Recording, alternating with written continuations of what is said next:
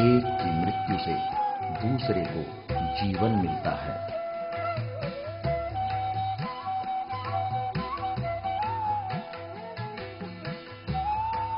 मौसम ने अभी करवट ली है और मानसून भी आने वाला है।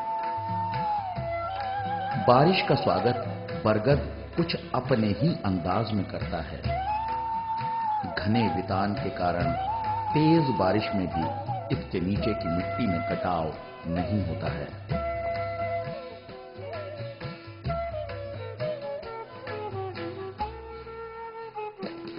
अनुकूल आबो हवा पाकर इसकी शाखाओं से असंख्य जड़ें फूटकर तेजी से जमीन की ओर लपकती हैं, ताकि बरगद के भावी विस्तार क्षेत्र को जमीन का ठोस आधार मिल सके। यही कारण है कि बरगद हमेशा अजर अमर बना रहता है। अन्य जीव जंतुओं की तरह अनुकूल मौसम पाकर सांपों ने भी अपने जोड़े बना लिए हैं। मदमस्त गुबरीलों ने अपनी जीवन संगिनी को रिझाने गोबर की गैंडें बनाना शुरू कर दिया है। पहले खेत खलियानों में ऐसे दृश्य आम हुआ करते थे, लेकिन कीटनाशकों के बढ़ते प्रयोग से यह दृश्य अब कम ही नजर आते हैं। लेकिन बरगद तले गुबरीलों की ऐसी रोचक गतिविधियां सामान्य सी बात है। गोबर की गेंद पसंद आ जाने पर मादा गुबरीला सुरक्षित स्थान पर गेंद को ले जाने में उसकी मदद कर बाद में इसी गेंद में वह अंडे देती है, ताकि नवजात बच्चों को उसके गोबर से पर्याप्त पौष्टिक भोजन मिल सके। बरगद के ऊपरी छोर पर मधुमक्खियों का कब्जा है, तो सैकड़ों पैरों वाले कनखजूरे तथा दूसरे हजारों नन्हे की सड़े हुए पत्तों के नीचे की नमी में विराजमान हैं।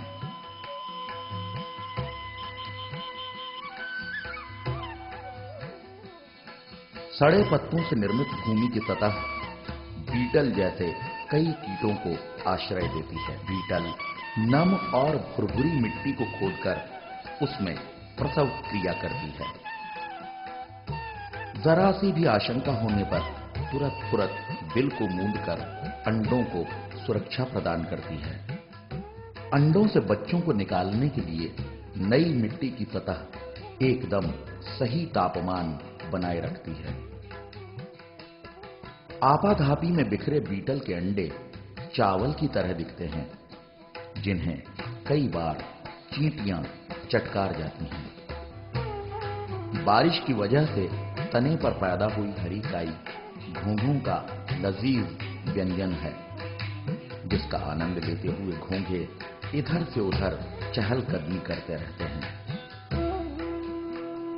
गिरे हुए फलों पर लगी फफूंद किसी सजी हुई डिश की तरह दिखती है। फ्रूट फ्लाई और अन्य उड़ने वाले कीट इन्हें चाव से खाते हैं एवं इन्हीं में अंडे भी देते हैं।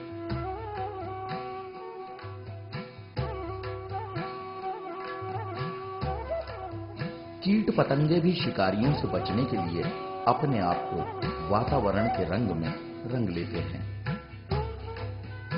शिकार करने के लिए जंगली छिपकली, मेंढक और गिरगिट अपना रंग वातावरण के अनुरूप रखते हैं और मौका मिलते ही शिकार को गड़प कर जाते हैं। परंतु कीटों के ये निर्मम शिकारी भी सुरक्षित नहीं हुए। उल्लू, बाज और चील जैसे शिकारी पक्षी ऊपरी डालों से इन पर अपनी पैनी नजर गड़ाए रखते हैं। बरगद के अंधेरे कोटरों में मकड़ियों का आरक्षण है, इसलिए ये इनमें जाले बुनकर आराम फरमाती हैं। उपलब्ध भोजन में से तृप्ति के बाद शेष बचे हुए भोजन को ये अपनी लार के जाल में पैक कर सुरक्षित रख छोड़ती हैं।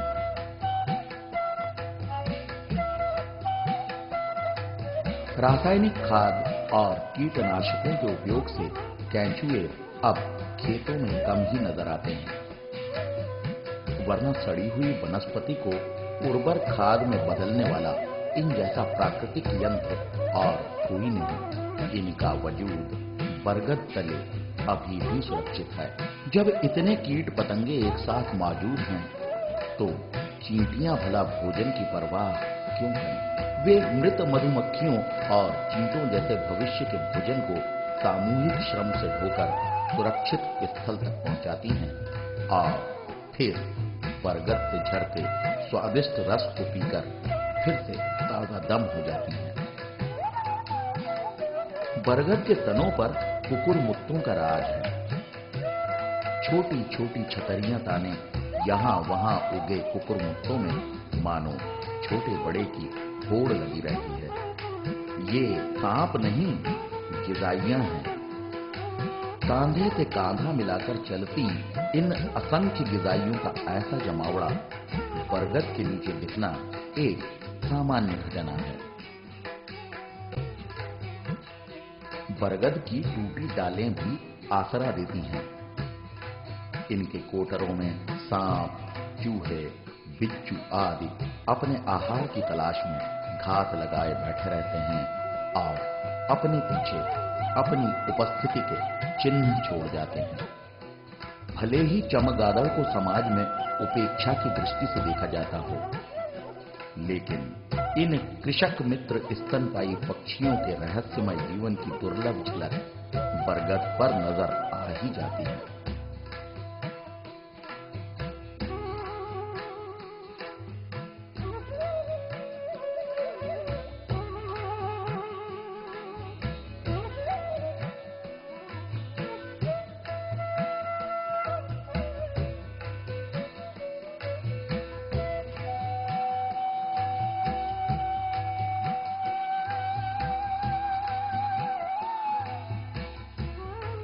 अशुभ समझे जाने वाले उल्लू की कुछ प्रजातियां भी बरगद के घने वितान में अपने आप को सहज एवं सुरक्षित पाती हैं। बरगद सदियों से धर्म की सुरक्षा तले फल फूल रहा था, लेकिन जमीन की बढ़ती इंसानी भूख से अब यह घोर संकट में है। पर्यावरण संकट के इस दौर में बरगद की रक्षा ही नया पर्यावरण धर्म है, क्योंकि इसकी छांव तले वे सभी जीव जंतु आश्रय पाते हैं, जिनमें से हर एक का अस्तित्व मनुष्य के अस्तित्व के लिए आवश्यक है।